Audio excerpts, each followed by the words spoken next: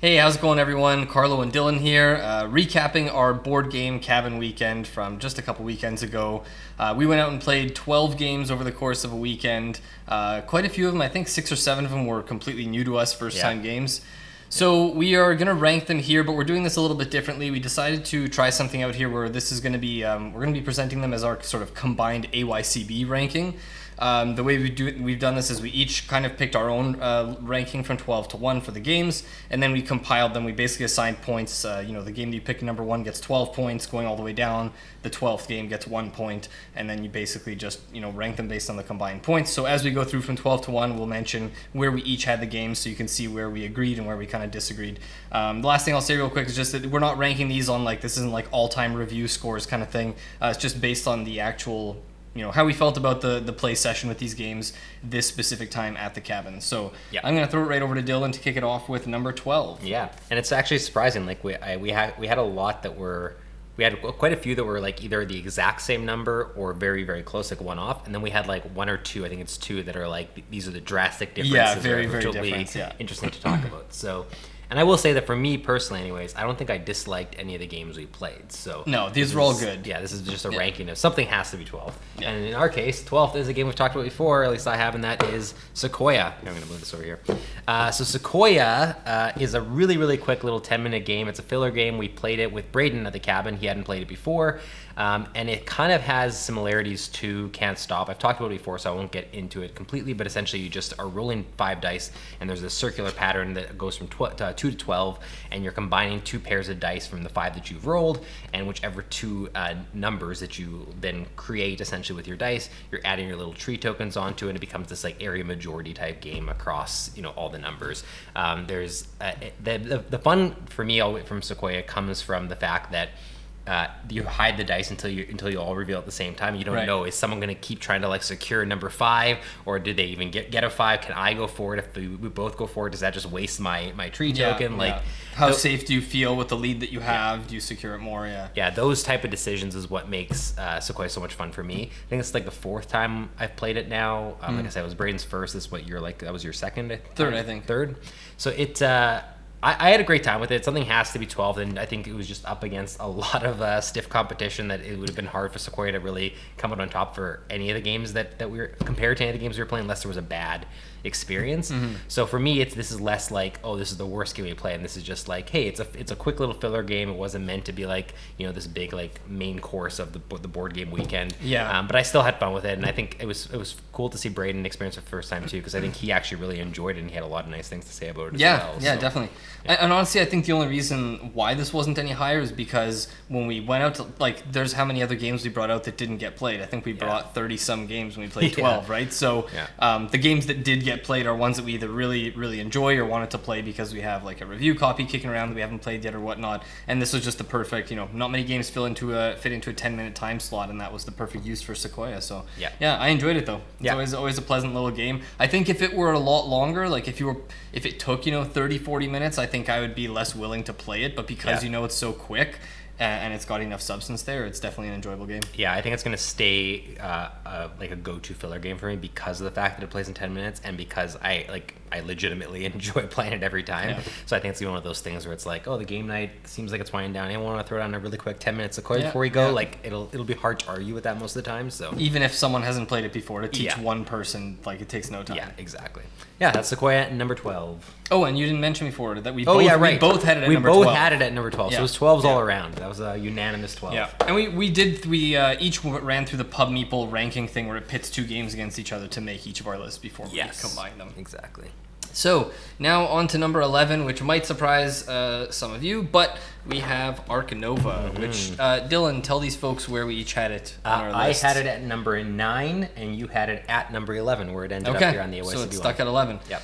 So I spoke about this recently in a video. I was talking about my 6 solo games I played at my solo cabin weekend just a few weeks before this, and I put it at number 1 in that video again, just based on the experience of that play, discovering this new kind of BGG hotness game on my own. And I did really enjoy that first play. And I have to say that I enjoyed it a decent amount less on the second play. It's not that I didn't enjoy it. there's a reason why it ended up at number 11.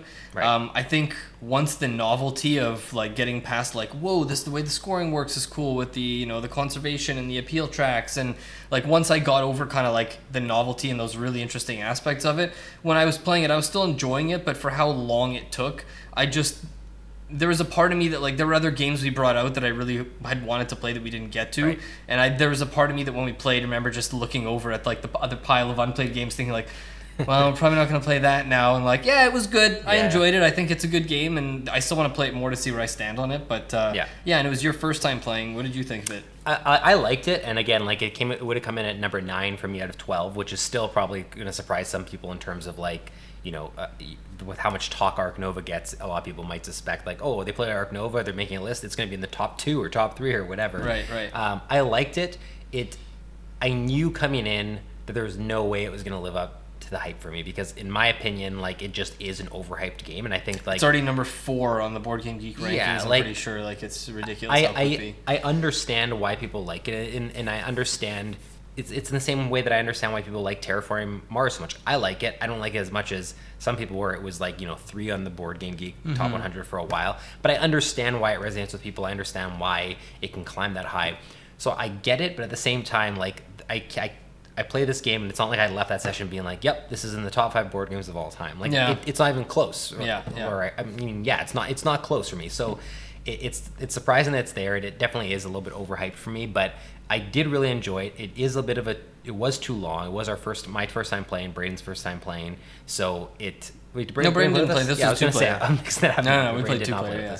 He's gonna watch the video and be like, "I wanted to play Ark Nova." Yeah. But yeah, it's too long for what it was, but at the same time, I wonder if it's a game I would enjoy playing solo more. And especially after hearing you talk about it solo, right. I'm more eager now to try it solo and just kind of see, is that where it's going to kind of fit best for me? I can just like, I know the rules already. I don't mind setting it up by myself, and I just feel like playing a solo game of Ark Nova. But like, am I ever going to want to play with 4 people or 3 people kind of thing? Like, I'm not sure. That's the thing. I don't think you will. Yeah. The unfortunate thing is that the solo mode, even though it's really easy to operate because there's no bot, it has a set number of turns, so when all the breaks are going to happen. You know when the end game is going to happen. So there's a bit more of that. Like you can plan. Like it just takes away the unpredictability of a 2-player game when things are kind of going back and forth. I will say, but it is a smooth way to just try it out with like way less downtime. You play the game in like half the time. So I will say that I really, and you mentioned this in solo, and I really, really liked the scoring track. Yeah, and I loved how our game, like, we both had different strategies. We both approached it differently, and we kind of focused on each. One of us had put more of an emphasis on each of the tracks. Like one of mine was going further than yours, and the other one was coming further than mine, and we ended up like. And we both ended up with a positive score. We both crossed still, and then I think you jumped ahead in that last turn a lot, but like it was so neck and neck up until that. But neck and neck, not like normally when you're neck and neck in a game, it's like, oh, he has 51 points, he has 50. But here you're seeing opposite score tracks, so it was just kind of cool to see like blatantly on the board, like, oh, we're doing this very differently, and yet it's kind of close still. Right. So that was really neat, and I did like the cards and like adapting to what came up on the board in the same way that you kind of adapt with Terraforming Mars. Like that was still fun to me. The whole managing your placement and everything. Like there was lots I liked. I just think that my expectations were too high, even though I didn't want them to be high. It was just because of how much talk it's been getting. Right. It's hard not to. So. Yeah, I think obviously we're gonna play it a couple more times. We'll have some type of review on the channel at some point. I think one of the things, the last thing I'll say about is that what made my enjoyment just a little bit less in this other play was the cards. I mean, we did see the really interesting, I don't know if you remember the side entrance card or whatever. Oh, yeah. They put on the park at the end. That was really cool, the way it worked out. But I felt, again, like in the first time I played it, when I played it solo, there was a couple cards that I drew thinking, oh, I want to be able to play this. That's really cool. And I'm not far from being able to get the requirement. Like maybe I needed a tag of some sort and I couldn't get those cards out. And in the second game, same thing. I picked up it was a panda bear or some type of big bear or something. And I needed only like one more tag of a certain kind. I think it was another bear. I just kept drawing through the deck. We played the whole game. I never saw the thing I needed. And then it was like, it just felt like it was like if I would have drawn the card, I would have got to play this. So the randomness came into play. It's a massive deck of cards. We'll see how much that continues to affect our enjoyment of it. But that is Ark Nova. Number 11. The big shocker. Okay. Number 10 is a game called Winter Kingdom. This is the follow-up, spiritual successor, if you want to call it, to Kingdom Builder, which is a favorite of both of ours. I had this at number 10, where it slotted in. You had it one slot higher at number 9. Very close. So Winter Kingdom is a follow-up to Kingdom Builder, has lots of the same DNA in it. It's basically just had the complexity upped, is the way that'd be the really simple way to describe it. Is it's Kingdom Builder with higher complexity. Yeah. There's powers, basically, instead of like where the original was, you were. What am I trying to say here? They've added powers into the game that weren't available in Kingdom Builder, and they've replaced the cards, right? Yeah, the way you get them. Well, it's because in the original you would get the powers from the tokens on the map, and in this one you have a hand of cards that lets you use your abilities. Exactly. Yeah. So that in and of itself is more complicated, and then also just like, and everyone has their own unique abilities too. Yeah. Oh, sorry. No. Yeah, you just have a hand of cards, and so everyone has their like. You don't know what everyone has. You're not gonna. I don't even think I used everything that I had available to me in that game. So you can kind of pick and choose. You have some bit of choice, and then you can also upgrade what you're putting into play. So you're playing these cards and you're upgrading them to be better or to do more. So like, there's money in this game. You need money to actually play the cards and upgrade them. Yeah, right? like there's a lot more elements than Kingdom Builder. And what about the twist cards? Right, of course, and the twist card, and the gold cards, and everything. Like there's a lot going on in the tunnels. Winter Kingdom. Yes, and the tunnels. And I have to say, I think I mentioned this when we played, because you, me, and Braden played this one. Like the tunnels are really cool in the sense that, it makes it so that in Kingdom Builder normally you could have situations where you just get trapped and you can't do anything. You draw a color, or you draw like grass, and you're like, well, I'm just placing 3 useless things this turn or whatever. Right. Whereas the tunnels in this one create it so that you almost always have an out. You always almost have something you can do because you can tunnel somewhere else, which I appreciate to take away from the randomness. But there is something about the puzzle to Kingdom Builder that I just love. Even when you can have those unlucky games or whatever, we're trying to figure out like, well, if I use my power first to hop this, then I'm actually able to place here, and you have to like really puzzle it out. Whereas I didn't feel like I had to puzzle things out as much in Winter Kingdom. Like we would still do that and have turns where we're getting that in depth, but it wasn't out of necessity. Like otherwise we can't do anything. It was just because there was way more to figure out, more powers to influence, and there's stuff you can do, so you're doing crazy turns. But the complexity to me in the second time we played, compared like the first time we played Winter Kingdom, it was novel, it was exciting, it was like, oh my god, it's Kingdom Builder but new, and we both love that game. And so it was awesome. I loved that first session. Right. I still enjoyed the second session, like it slotted above Ark Nova and Sequoia in this sense, but the complexity weighed on me a little bit more this time. There was a part of me, maybe it's because I played more Kingdom Builder lately, that I'm like, this might be too complex of a Kingdom Builder game for me to me to ever end up liking it more than Kingdom Builder, maybe, right? Whereas before, I remember the first time I played, I'm like, this might just replace Kingdom Builder for me, right? So I'll have to play it more to know for sure. That's kind of what the biggest takeaway I had from it when I played this time. Okay. Yeah. I'm not sure where I stand on it yet either. I think I'm going to end up liking this game more than Kingdom Builder. Oh, wow. And I do think that it's going to be a game that I go back and play many times over. Yeah. The reason why I put it this low was that, considering it's a game we already played and shouldn't take that long to play and to refresh on rules. We knew this the first time we played it, but it doesn't have a very good rule book at all. No. Things are not organized well. There's parts that are unclear. There's a couple of different FAQ documents on the BGG page for it that we had to go back to, and that kind of bogged down the experience a little bit. Yeah. There were a lot of checking rules, and the game moved at a slower pace. And because, again, we were kind of relearning it, Braden was playing for the first time. So I think the potential for this game to be amazing is there. Yeah. But I think it's going to take us at least 5 or 10 plays to know if we're if this game is for real, or if it is just kind of an unnecessarily complex Kingdom Builder, because it feels like there's way more options in this game. It's not as restrictive. You can always do something. You can always get yourself out of a jam, and there's so many different places you can go and things you can do. But like you said, sometimes it becomes overwhelming, and your turn feels like, where do I even go right now? Yeah. So, I need to play a lot more to decide whether I even want this complicated of a Kingdom Builder game. I love everything it's doing, I really do, but to sit, because I played so much Kingdom Builder, where I'm sitting down for that kind of experience and it's going to be this complicated, it almost gets to the point where I'm like, well, I think I'd just rather play this game instead. Right. Or this game instead. If I want the Kingdom Builder feel, I don't want it to take this long. I don't want it to necessarily have this many decisions that, with powers and all this stuff. Maybe I want to play a different game that has that, and I just want to play the pure Kingdom Builder. Right. Maybe I want to get a Kingdom Builder expansions then, or something, you know. Yeah, what I mean? Well, I was going to ask you, because I was going to say, I think if I hadn't played Kingdom Builder so much, I'd probably be setting this aside a little more and like still enjoying Kingdom Builder. Yeah. But because I kind of have burnt out on Kingdom Builder at like 2 separate times and kind of gone back and forth getting into it again, I feel like I'm so ready to like embrace this new kind of game. But I'm curious to see. And yeah, we definitely will do a Winter Kingdom versus Kingdom Builder video. We've been meaning to for a while, but we just really, because we've played Kingdom Builder so many times, we really do need to give this its due diligence. But that is Winter Kingdom. Number 10. Yeah. All right, on to number 9, and this is if I'm not mistaken, a huge swing here in terms of. Oh no, sorry, never mind. Never mind. Because the way the games are stacked. Sorry. Yeah, this one we're both the exact same. We both had it at 8, and it slotted at 8. Wait, no, 9. It's slotted at 9 because the way the total points. Oh yeah, go, right. That's they why just I was end like, up adding up differently. Yes. That is Good Puppers. This is a very little card game published by Asmati Games. This one caught us off guard. I think it's how do I even explain it? It's basically a tableau building game. I think it's sort of drafting, sort of tableau building. There's kind of an initiative order thing where you basically have these different types of cards, or I guess pups. So there's different colors which represent the like each one corresponds to a different breed, and then the cards have numbers on them, and depending what is the second digit in the number, that also has like a trait. Like it'll be like clever, lab or whatever. Yeah, the first number is the breed of dog, and the second number is the type of dog. Yes, exactly.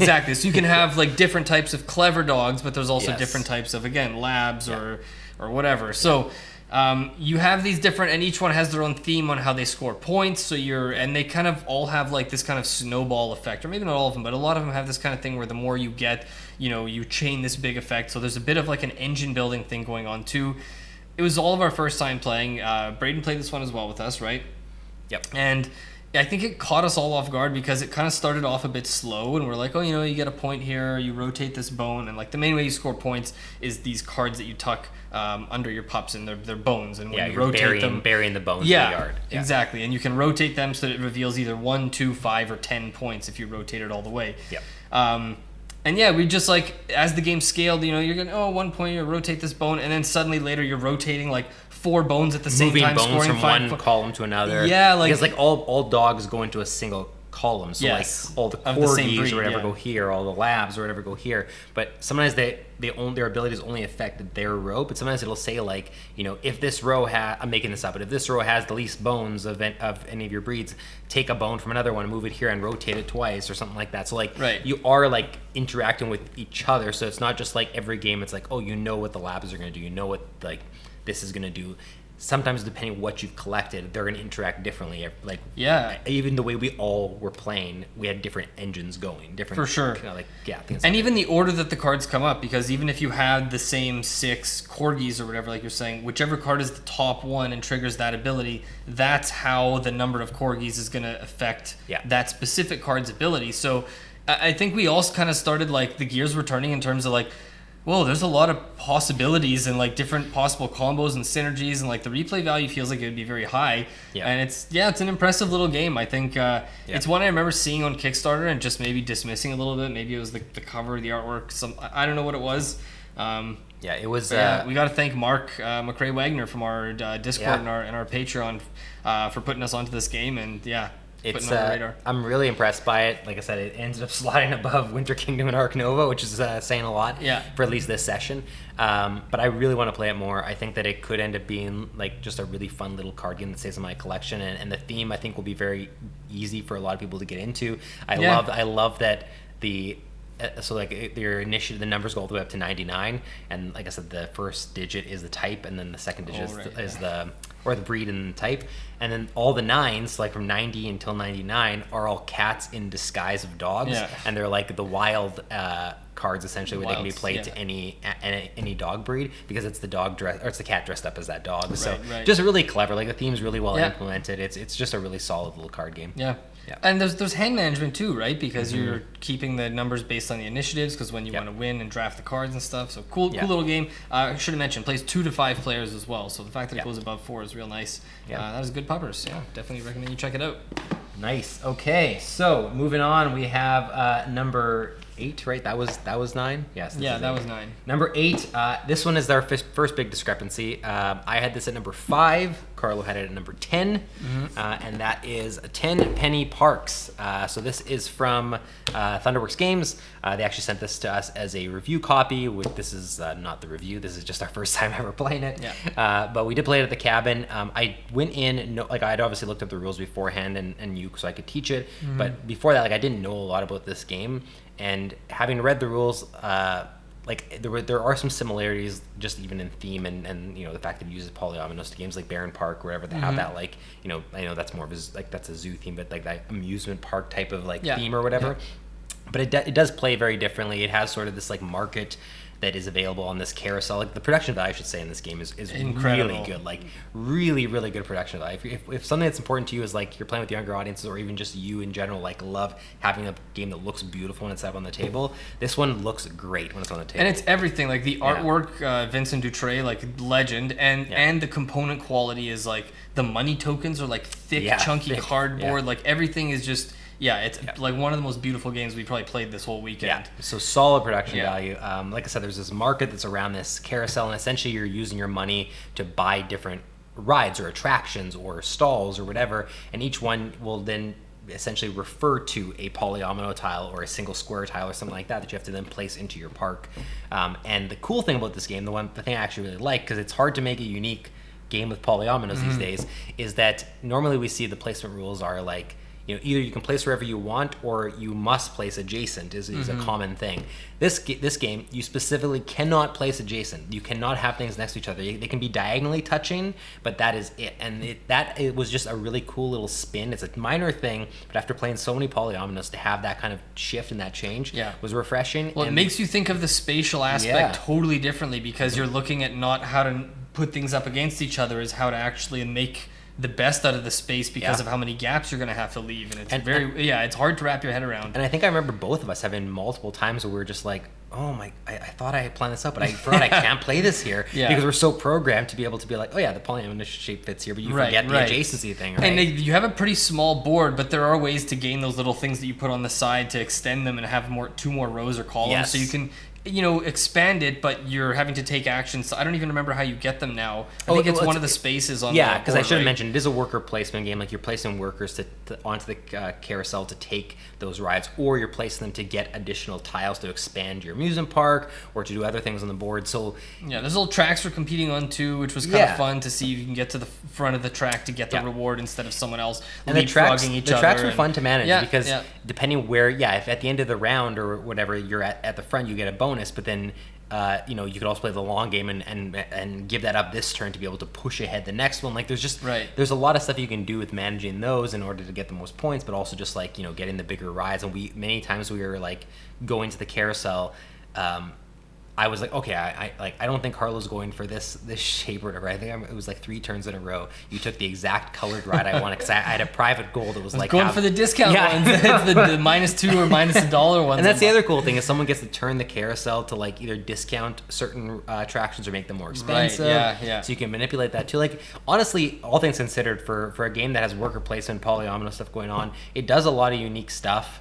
It does a lot of stuff that you're familiar with as well. But it was I had a fun time with. I was impressed with it. I came into this game kind of indifferent, just being I want to check it out, but it's not something I'm I wouldn't be upset if I didn't. I wasn't super excited by it. But having played it, I really enjoyed it. There's a reason my personal list, it would have ended up being 5. It was one of the ones that I left with a really good impression on of the weekend for sure. Yeah, me too. Honestly, when I think of games that are simple games that use worker placement, and I think of games that I've played, even if it's just ones I've tried on BGA, like Stone Age or even something like Parks isn't quite worker placement, but it kind of has a thing where you're moving people to spots to take actions, and there's some blocking. And I felt for a game that was simple with worker placement, I enjoyed this a lot more than I expected. And it's something I'm definitely looking forward to playing a few more times. I don't know where we'll land on our review in terms of if we're going to be eager to play this over and over long term, but I definitely enjoyed my play of Tenpenny Parks as well. And again, just stunning game to look at. The artwork's incredible. It's just so good. Yeah. That is number 8, Tenpenny Parks. Cool. All right, what do you got? Okay, so number 7 here. So this is the one I was leading up to before that I think is a pretty big discrepancy. Yeah. So you had it at number 11, so second last, and I had it number 2, was it? 3. 3? Yeah. So this is Ginkgopolis. Yep. So this is one that I brought out off my shelf of shame. This was a game I got maybe 6 months ago or so. We played it for the first time. It was just Dylan and I. We wanted to play it with Braden, but weren't able to before he took off. So played it 2 players, and this game, I mean, wow. It's for a game that only has like a 3 or 4 page rulebook.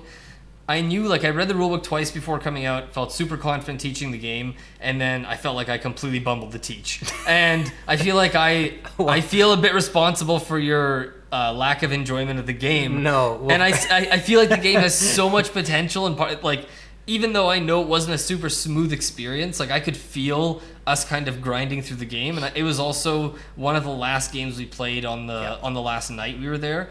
And it is a pretty, like, brain-burny game. Yep. So I was kind of feeling bad, like, oh, should I push to play this? Like, we were doing Chwazi for picks, and I picked Ginkgopolis, and then I'm, like, messing up the teach, and you're like, wait, what? I thought these cards do this. And I was like, oh, yeah, no, sorry. And I'm like, oh, man, like, should I just put the game away? Like, I felt so bad. But I kept seeing, like, the brilliance of this game as we pushed our way through it. So even though it was kind of a messy first experience, like, the potential of the game is what puts it so high on my list. But Yeah. I'm curious to hear, like, do you also see the potential, and, like, what made it so low for you? Yeah, well, okay, so first of all, we played it at like 2 in the morning. We were inebriated. We had played board games all day. It's true. We've been up since like 7 a.m. playing games. Yeah. I was literally trying not to fall asleep, not because of the game was boring, but like because I was just so tired, but I wanted to power through. Right. So like all those things, it's already a recipe for the odds for are stacked disaster. against it. And then on top of that, it was a bad teacher. It was just I'm trying to digest all this information in that state, and you're trying to explain it all in that state. So I think there was just a lot going on. So I didn't really consider potential when I ranked it. I just ranked it on like that one session, which just happened to not be great. But I will say it's not one of those times where I played a game and had it like, you know, not as great an experience, and then I'm like, I don't want to play it again. Like, this is one where I specifically want to play it again. Okay, let's play it at like 7 p.m. Yeah, on reasonable like time, just the weekend, when we're awake and everything. Because for me, the problem was just that like I saw all the like brilliance in different aspects of it, but I literally was forgetting like part of the rules, what I was doing, like as I was getting near the end. Yeah. And I was like, I'm too far into it now. Like, what am I supposed to do? Be like, okay, Carlos, sorry, explain the rules again. Like, I've already like done all this stuff on my board. Right, so right. I think for me, it was literally just the session when it happened. This is one I want to come back to, and I think I'm probably going to enjoy it a lot more when we play it again, especially because it's not like a very complicated game and it's not a long game either. Yeah, and I guess we haven't even talked about what the game is like. I'll try and give a very brief synopsis. The basic idea is we're building a city together with these tiles. There's 3 different colors of tiles, and they have numbers from 1 through 20 on them. You have a hand of cards that have different abilities that they do. There's 2 different types of cards to the game, and you'll basically play a card in secret, pass the other cards to the next player. So we're drafting, then we'll all flip our cards, and then we'll basically execute actions. And you're going to be placing tiles on the board. We can stack tiles on top of each other to build the city up. We can expand the city outwards. You can get tokens on the city to claim kind of majorities, and at the end you're going to be scoring with, like, based on these districts with how the colors connect. So you're like, it's a very, very interactive game, and we've talked about this the other day when I was talking about, I'm realizing a lot of my favorite games are these games where there's like an organic board where it feels like it's not just placing tiles that are stuck where they are and the game state is stuck and you're just adding, but you're actually modifying the game state as you go. Yep. And like building on top of people's pieces and then giving them back their pieces so that they score points. So you're strategically building somewhere where you know people want to build on you so you get points, but then you're also off the board. Like, there's just so many things that you can do with 1 or 2 simple moves in this game. I feel like there's so much to explore. I can't wait to play this again and again, and we'll definitely cover it again on the channel. Yeah, for sure, and I'll definitely play it when I'm awake and not Yeah. inebriated. But and it says 45 minutes on the box and 1 to 5 players. And that was part of the big draw to this game, was like to have that many mechanisms and that play time and that wide of a player count is just a big appeal to me. So Ginkgopolis. We'll talk a lot more about that some other day. That is number 7. Okay, number 6. We were very close on this one. I had it at number 7. You did have it at number 6. I'm glad you liked it. You liked it more than me, technically, according to this list, and that is Fyfe. Did I put this the right way? I did. Yep. So Fyfe is a game we actually just recently got again as a review copy from Pegasus Spiel, and this was my second time playing it. I had already played it with a couple of friends and brought it to the cabin, played it out there, it's a really simple game. It kind of reminds me a little bit of Savannah Park, mostly just in like it being sort of this activity that you're doing on your own board, and each of them have their own like minor player interaction, I would say. But in many ways, it's just how can you manage the 25 spaces on your board most effectively to score as many tiles on the outside as you can. You have all your scoring tiles off to the side, and as you go, you're essentially adding these scoring tiles onto different slots on the side of the board, and that's designating how that row or column is going to score. Once you place it there, that is the only way it's going to score. It might be that you have to go in order 1, 2, 3, 4, 5, or it might be you have to have 5 different colors or 5 different numbers or whatever. There's all these different combinations. You're not even going to use every scoring tile, so it's this puzzle that you're figuring out based on what you pick out of the bag, what you have available to, how can you best do this. But you're also racing to each individual scoring tile because the first person to get gets 3 bonus points. And a lot of those can add up and can be the difference makers. So, and at the same time, if you complete 2 scoring things at the same time or 3 at the same time, you get bonus points, which can be a big swing. So there's a lot of like different ways to score and bonus points going on, which I think adds the replayability. Yes, of course. The little bonus tiles. And then there's, really of course, all the bonus tiles. And all the bonus tiles can only be triggered when you pull a seashell token out of the bag. As soon as any player pulls it out, they get a replacement draw, but now every player has the opportunity, if they would like, to use one of their bonus tiles. But every time you use one, you're giving up with the amount of points that are on it, and it goes from anywhere from 1 to 6 points, I think, or 1 to 7 or something. Yeah, or it might be more. Even been higher yeah, I was than gonna say it might even be more than that. I think the highest one was. Yeah. But whatever it is, like you basically have to decide, okay, do I want to give up this many points to get this powerful ability? Like, where do I think I'll score more points at the end? But sometimes they'll let you do something very game-breaking, like move pieces that otherwise would be stuck for the rest of the game. Or turn pieces into wild, which is the biggest power in the entire thing, basically. Yeah. So one other game I just want to compare it to real quick, because you mentioned Savannah Park, but at the cabin, you pointed out another one that was even maybe more similar, maybe not more, but Calico. Which, because of the requirements with either the color or the symbol being like the color or the pattern in Calico, and a lot of the times it's for 2 different objectives. So you're like, you know, I know that every one in this, like, this one row, I need to have every number once from 1 to 5, but if I put the 3 in this one slot, it's going to ruin the goal in the other one, so I need the perfect piece that's going to meet both goals. Like, that reminded me a lot of Calico. Yeah, and you know what's funny is I like this more than Savannah Park, but it fills that same kind of niche for me where it is just a really, like, I had so much success teaching Savannah Park to people. I think there was like 3 people I introduced Savannah Park to, and every one of those people asked to play it again, and I ended up playing it again, which doesn't happen always with games. It's a great game. But there is something about just sort of like having that activity, whether you're playing with one person or 2 other people, whatever, where you can have your board in front of you, you're each trying to like do as best you can with it, and the fun is like, yes, there might not be player interaction where you're both like, you know, doing stuff on a joint board or push each other around, whatever. But you are sort of like looking over, seeing how they're doing, and be like, oh, now I'm racing to this tile. Like, you're 1 away from getting this point tile. Like, when I played this with my other 2 friends, the first time I got this to the table, like, it was such a hit, especially with one of them, because of that mind-bending puzzle being like, how efficient. And they were like, it was my friend Rolly, was insistent on doing it as efficiently as possible, whereas like myself and my other friend Ryan, who was actually on our live stream, for One Night of Ultimate Werewolf, we had like a completely different, we were a little bit more like loose with what we were doing, and then you have like Rolly over here just like perfecting as much as you can. He got like the hardest scoring tile, was the first scoring tile he even completed. Wow. He like, it's worth 18 points. He had it done right off the get-go. So it's just cool to see like how everyone approaches it differently, and I think it is going to be one of those ones that is going to be a hit with a lot of people I show it to, and will be one that like will be sort of just a de facto easy one to default to, and be like, yeah, we could just do a quick game of Fyfe if we can't decide, like with certain groups anyways, right? It's never going to be like, it's never going to be like one of my favorite games, but I think it could be a solid game on the shelf to go to in those situations, right? For sure. Honestly, this might have been, I would say it was probably my biggest like positive surprise of the weekend. Like, I was not expecting, I wasn't even really like advocating to play this, just because again there were so many other games we've been wanting to play like for months, years, whatever. I wasn't like all that excited about it, but this game really surprised me. Again, for that type of low player interaction game, there's still enough interaction again in the race. Like, you still want to keep an eye on what people are doing, because you want to beat people to certain objectives. Like, sometimes you're going to play something somewhere where it might not be as ideal for a different row, just because you know you're going to get the scoring bonus before another player. So you still want to keep an eye on what people are doing, but you're kind of left to do your own puzzle, and it's a very satisfying one. Yeah, that is Fyfe number 6. All right, so on to number 5. This is, I think you had this higher than me, right? I had this at number 4. You had this at number 7. Okay, yeah. So not a huge gap, but still noteworthy. This is Orléans. Yeah. This is another one that I got off my shelf of shame finally. We wanted to play this for a while. Yeah. I picked this up from our local retailer, Victory Pines, here a little while back. This is obviously one that's been in the Board Game Geek top 50 for a long time. We've been meaning to play this for years. So we just played the base game, and we just played it with 2 players. I enjoyed it quite a bit. Basically, it's a bag building game. Plays over 18 rounds. You start with some basic tokens in your bag. They represent different types of people, different types of workers or whatnot. There's like farmers and merchants and craftsmen and whatever.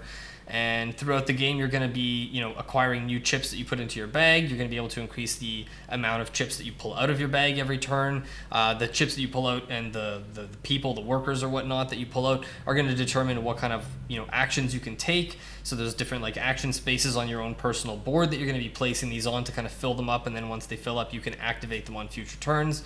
So you're basically kind of choosing which route you want to go, what you want to specialize in, what kind of chips you want to buy, how you want to affect what's going into your bag. This was only the second bag building game I've played. And we obviously, for those who watch the channel quite a bit, you've probably seen our, we disagree on the Quacks of Quedlinburg video that we did in the past month or two. So this is a good actually time to talk about another bag building game. And have you played another? No, I think I was just thinking that as you said that, and I was going to mention how it was so refreshing to play a different kind of bag builder game after playing so much Quacks. Right. But I think these are the only 2 bag builders that I played. Yeah. Okay. Yeah. So this one, like the rules are a lot heavier, and it's not a push your luck game. There's a bit less randomness. You have a bit more control over your bag because you can. When you pull the chips out on this part of your board called your market, you can leave them there. Like you're not forced to actually put them back into the bag. So you can leave stuff on your market so that what goes back into your bag, you can leave stuff on there so you're kind of affecting what actually is like the composition of all the chips in there. And you're also eventually transferring some of those chips to like basically a final scoring area that they're going to be locked into. Or whatever. It's called like the good deeds board or something. Yeah, it's like one of the actions you can take is moving 1 or 2 of them onto a board, getting points. Which I what I liked about that was like the one thing missing from Quacks as a bag builder in comparing it to like a deck builder was your favorite thing, which was like thinning out your deck. Yes. Right. Whereas Orléans, this is their way to thin out your bag, one of them anyways, in that you thin out your bag, but at the same time you're also like getting potential endgame scoring out of it too, which is neat. So I like it because it doesn't punish you as much for doing something like if you want to go really into something quite a bit off the start. Like let's say you get those chips that allow you to increase the amount of chips that you pull every turn. Yeah. So you want to get a bunch of those. I think they're the knights early, but once you have max capacity, pulling those knights doesn't do anything for you really. I mean, there's still other places you can put them, but so it doesn't punish you for going into it too hard early because you can just get rid of them and send them to the good deeds board. Yep. So it gives you more flexibility in what you want to do because you can get rid of them and not have them bog you down.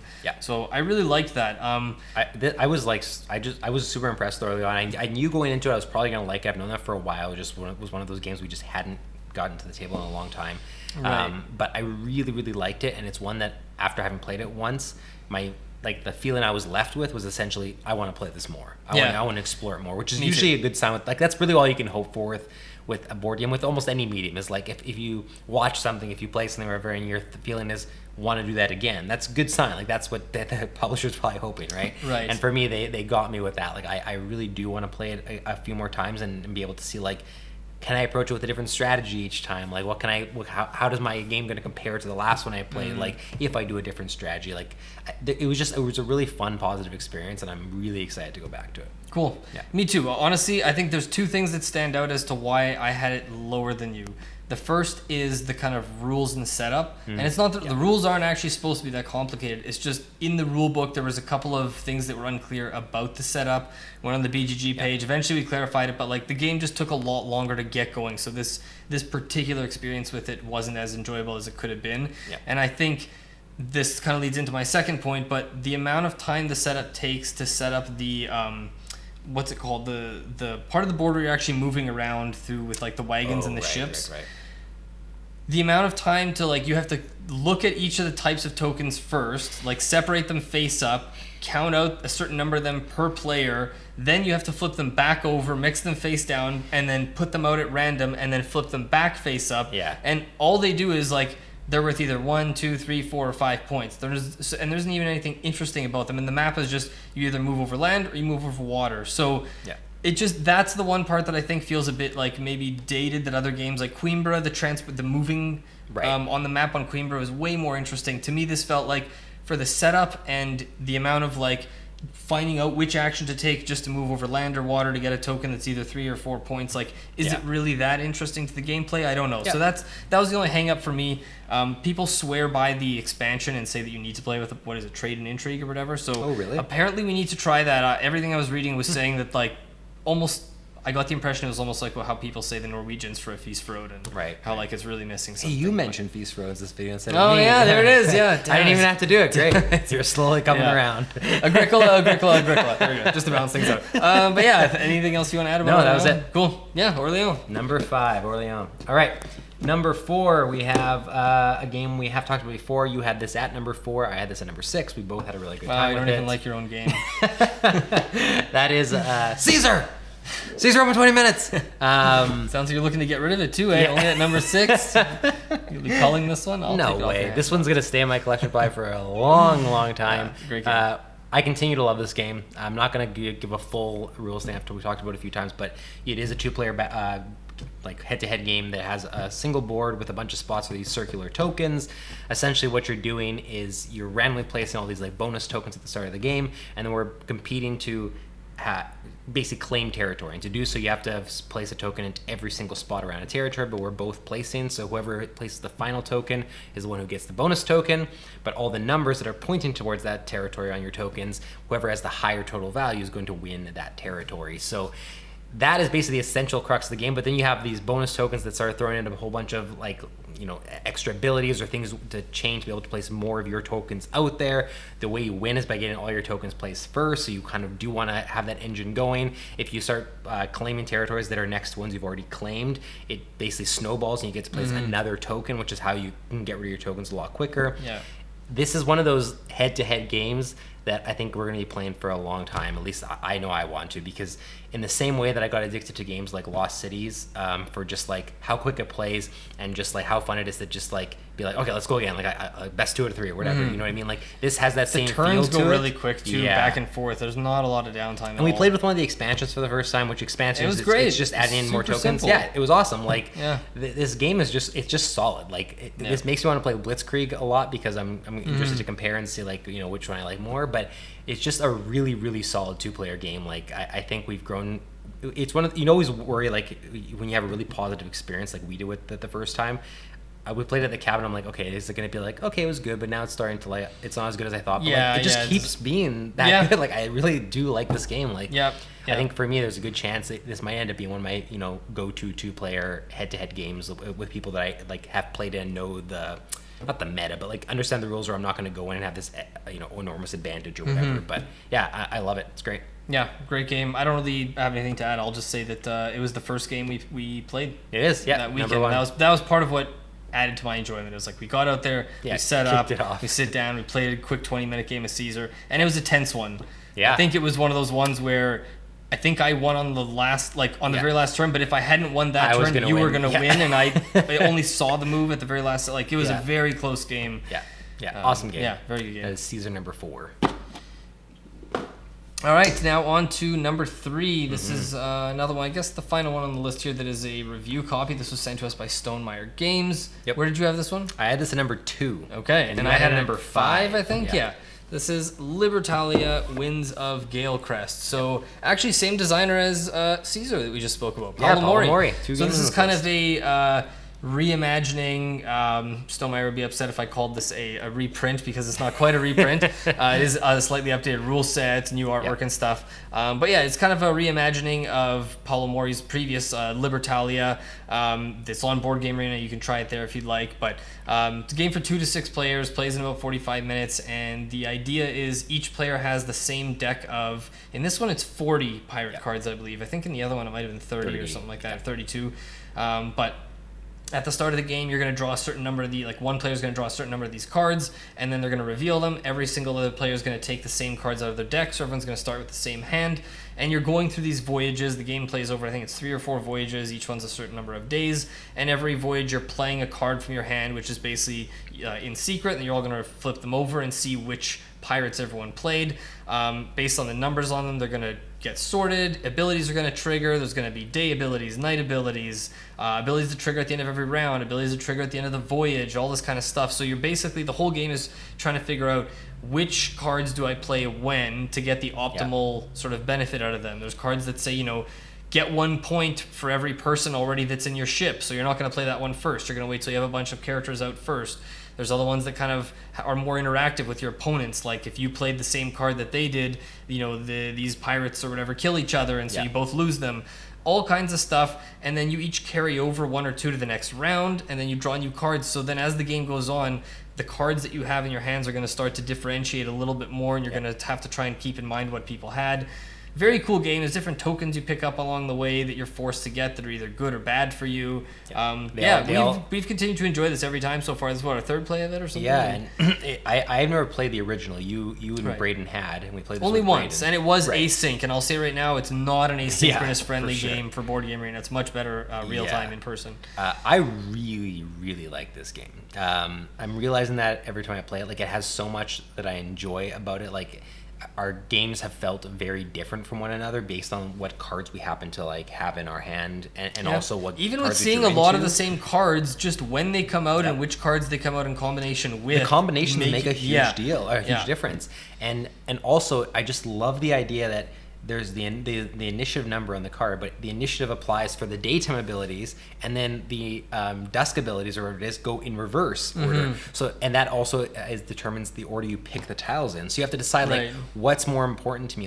Do I really need to get this ability off, or does it really matter that I don't get left with this tile, or that I get this map token to be able to get more points? You're constantly balancing. You can't do it all, so you have to balance which one you want to do, and even then it's a risk because you don't know what everyone else is playing, right? Yeah. So, and you can see ahead on the board. You know what tiles are up for which voyages, so you might save your highest card because you see the end voyage is there's only one good tile, and I really don't want to get stuck with those bad ones.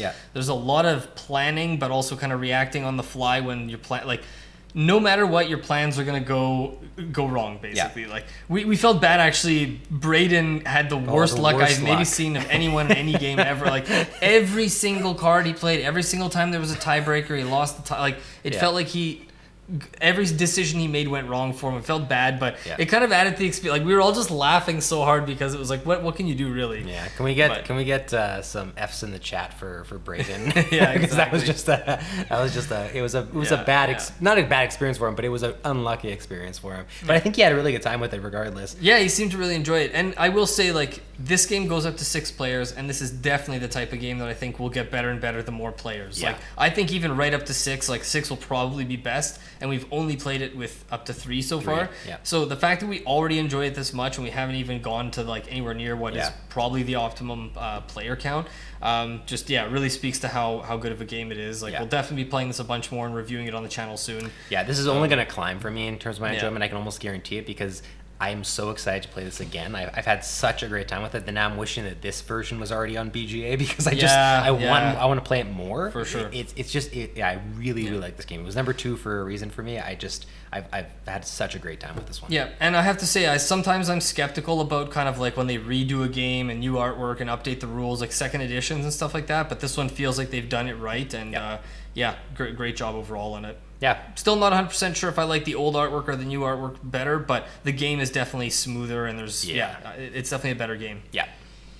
Cool. There's Libertalia, number 3 on our combined list, down to the final 2 here. Yeah, number 2. This was your number 1 of the entire weekend. This was my number 3 of the entire weekend. And that is a game we had played before with Braden. We played it again with Braden, and that is Mind Management. So this is our second time playing. First time I played, we did the introductory scenario or whatever it's considered. And both times I played as the recruiter, and you guys both played as the rogue agents. Correct. So this was sort of the next level, the next game past the introductory one or whatever. It was definitely harder for us compared to the first one. We did ink it out. We did find a way to find you, but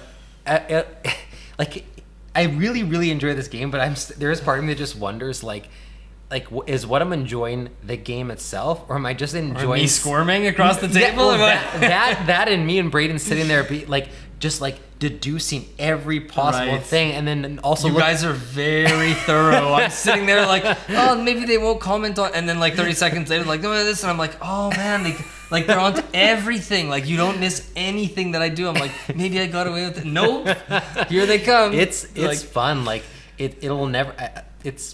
It's the perfect type of game for that kind of hilarity and hidden movement around the table. Like it can captures everything I love about that genre so well, because the better you are at deducing things, the more success you'll have. But then the game ups its difficulty next time to compensate for the fact that you won essentially, or whatever. Right. And the shift system. More stuff. Yeah, like it's brilliant, and being able to take that information and also have these other abilities. We had a new ability come into play in this game, which was I can't remember what it was called. But essentially, from the first game, we had this new card. Shakedown? Yeah, because exactly. we had the immortals in there too. Yes, so there's these immortals now in play that you were also manipulating and moving, and we had to be aware of. They help me out. They help kind of conceal me and prevent you from asking certain questions or trying to deduce certain things. Yeah. Just knowing that there's even more that is still going to be uncovered and is going to be introduced in this game, and I'm already enjoying it this much, is a really good sign. But there is just it's like that. I haven't played Scotland Yard, and I don't know how well it compares, but it's just that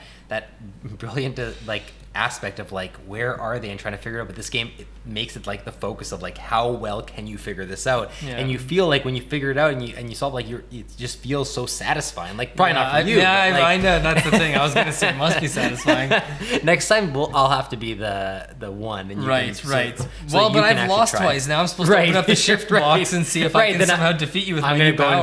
We already opened up the shift box. Yeah, it's such a cool game. Yeah. I think we're playing it at the ideal player count. We've talked about that because with two players, the rogue agent, you're just playing against one person. They're not discussing with anyone, so you guys are both just kind of in silence. And then if you go with more players, you don't want 3-4 people all arguing over where you're going. Too many cooks in the kitchen kind of thing. So I feel like 3 is the perfect player count for this. And I haven't played many. I think Scotland Yard is the only other hidden movement game I've played, and I've only played it once. But I think what did it for me is that right from the honestly before the even first turn taking, just from the setup, because during the setup the recruiter gets to take their first 5 steps and they basically have to reveal some information to the rogue agents. So it's but you're you can be so close. The game can start and you could be on the same spot as me basically right off the bat, and it's there's breadcrumbs kind of on the map right off the bat. So it's the whole thing is you could be found out on the very first turn. You could be found out 5 minutes into the game,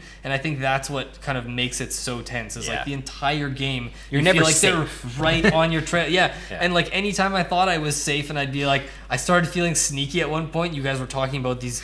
Oh, he went to the coffee cups place or this thing, and I'm sitting there oh yeah, they're way off. And then suddenly Braden's no, I think he would have gone here because of this. And you're oh yeah, because if he goes here and here, I'm oh my God, they know everything. And the whole plan, it was spot on, my exact thought process. I was oh, I hate that. It just made me squirm so much. Not many games have made me feel the way that mind management does. Yeah. So I don't know how it's going to hold up over multiple plays, but we'll see because of the shift boxes. But we'll definitely play it a few more times so that we've each experienced both roles before we speak to and so we see what else is in the box. But in terms of kind of novel experiences, this just has really, really impressed me, and I've always come away from it almost feeling my heart's pumping while playing the game. So, exactly. Yeah, very highly recommended. That is mind management. You just stole my game. That's mind management. I have a spot for it right here. I own it. My game. Not anymore. Just kidding. Well, then I'm going to keep this one. That's your game. So our number 1 game of the weekend, which was your number 1. And your number 2. And my number 2. Yeah. So technically, it had one more point in our combined point system than mind management. And that is Smartphone Inc. Yep. Co-published by, Cosmodrome Games and Arcane Wonders. So this is the same designer as Furnace, which is a much newer game, but this was kind of an economic game about the world of smartphones, of course. Plays over, 5 rounds, I think? It's 5 rounds, and there's multiple phases per round, and each one, the theme is really well integrated. Essentially is every aspect of a round corresponds to some part of production and selling of your smartphones to different countries and things like that. So you have to produce them, you have to distribute them. Like it really set up networks to different cities so you can distribute. And then research new technologies. It'll make it more desirable to different. Have access to like Wi-Fi and all kinds of different things so that you can actually sell your phones to more people, and setting the price, like changing the prices of things in the market. Yeah.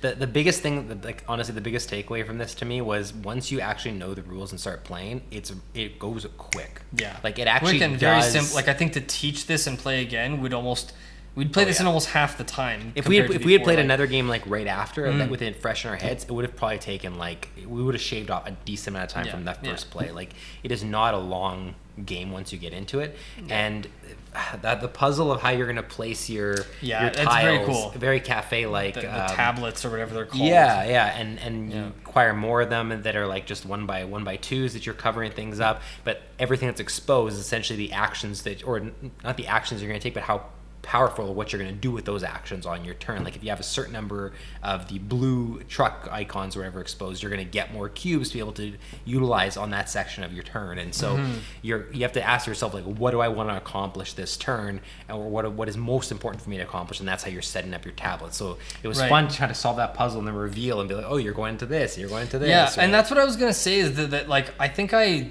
maybe didn't like realize quite on the spot when we were playing how awesome it is that you're doing your you're making your decisions in private, because it kind of makes sense. Like you're each representing like an actual company, and the whole game is forcing you to get blindsided and then have to react to what your competitors are doing on the spot, which kind of mimics what's going on in the real market, rather than just like you get to see what someone does, then you sit and wait what you do, you have your time to plan your turn. It's like everyone reveals and you're like, oh, I made a bad decision. I changed my whole pricing model, and now I'm not going to be able to like sell any of these phones this oh man. And like it's really punishing. Like there were rounds, I think early on there were 2 or 3 rounds in a row where I ended up being really frustrated, and you guys kind of priced me out, and you guys basically took up all the spots and I couldn't sell anything.